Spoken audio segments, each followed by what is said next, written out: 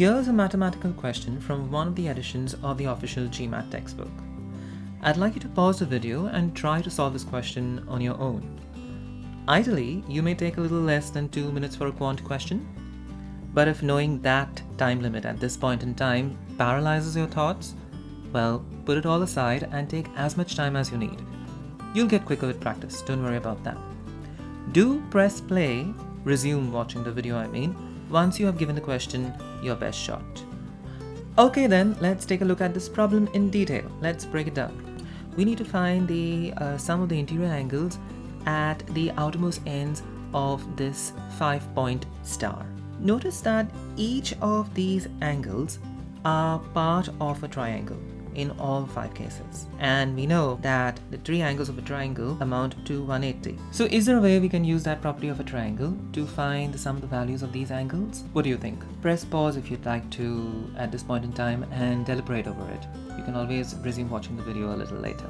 Well, yes, they do form part of those triangles, and yes, we can use that property of a triangle, but it becomes a bit complicated if we have to stick to the property of the triangle alone. For example, in the case of these 2 triangles, we don't know the values of the other 2 angles. Of course, 2 vertically opposite angles formed by intersecting lines are congruent, that is, they are similar, and their values are the same. So these 2 will have the same values. Let's give them a value of q. As for the other 2, let's give them a temporary value of n and t. So we have x plus q plus n is equal to 180 for one triangle, and y plus q plus t is equal to 180 for the other. Simplifying this further, we have x plus n is equal to 180 minus q, y plus t is equal to 180 minus q, and so we have x plus n is equal to y plus t. Now, the problem here is you have the additional headache of dealing with n and t whose values are not known. If you go ahead and repeat this procedure for the rest of the triangles, you'll end up with similar equations.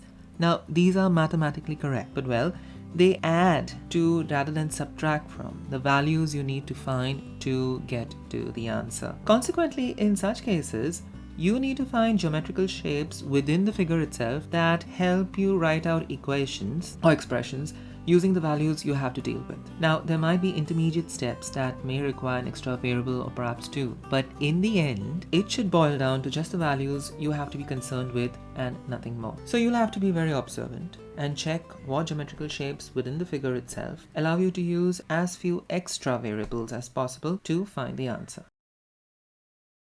Take a look at this shape here within the star itself. X and Z form a triangle along with another end whose value we do not know. Let's call it E. So X plus Z plus E is equal to 180. Now I can always write E in terms of X and Z as what you see there on your screen right now. Similarly, Y and W form a triangle with an angle whose value we do not know. Let's call it F. So we have Y plus W plus F is equal to 180. F in terms of W and Y would be 180 minus Y minus W. In the same way, if you take a look at this particular shape of the triangle, you'll find V and Z also form a triangle with an unknown angle. Let's call it G. And so we have V plus Z plus G is equal to 180. And so G in terms of V and Z would be what you see on your screen over there. The same is the case with X and W in this triangle here that they form with, say, H. So X plus W plus H is equal to 180, and so H in terms of X and W is what you see on your screen right there. And it's the very same thing with Y and V and an unknown angle over there, I, let's call it I. So, well, it's the same thing all over again. So I is the value what you see over there in terms of V and Y. So now that we have the measure of these angles in terms of the angles we have to consider, how do we proceed from here? What do you think? Take some time to deliberate on that. Pause the video perhaps and work it out maybe. Press play when you think you want to proceed. Well, notice that these angles are the interior angles of a polygonal shape, specifically a pentagon. One of the properties of a polygon is that the sum of the interior angles of a polygon is equal to 180 into n minus 2, where n is the number of sides of the polygon. Now, in this case, we have a pentagon, which is 5 sides, so we can land up with this equation. Now, simplifying this equation, we'll get this. Now, we have the values of these angles in terms of the angles that we have to be bordered with, namely V, W, X, Y, and Z. So all we have to do right now is substitute those values into the equation. Now, simplifying this equation even further, we'll arrive at this. We can go ahead and simplify it even further. And once you divide both sides of this equation by -2, you arrive at the answer. So the value of V plus W plus X plus Y plus Z is 180. But wait, don't go away. There's yet another way you can arrive at this answer, a shorter method. Now, for that, I'd like to take you back to this particular slide. In this particular slide, let's look at this triangle itself. You can choose the other. For that matter, you can choose any of these triangles. But right now, just so that I can explain this to you, I'll choose this one. Now, take a look at this particular triangle over here.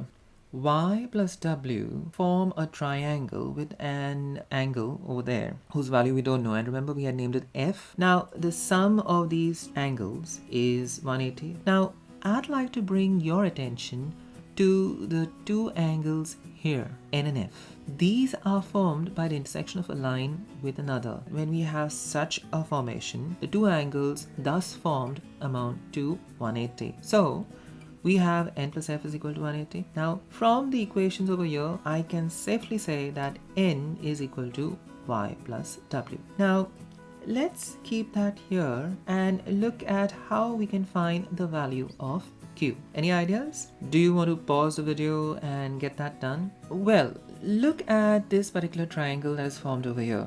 B and Z form a triangle with this angle over here that we had named G a while ago. So we have V plus Z plus G is equal to 180. Now look at these two angles, Q and G. Again, they two together amount to 180. Now from the set of equations that you see there on your screen, I can safely say that Q is equal to V plus Z.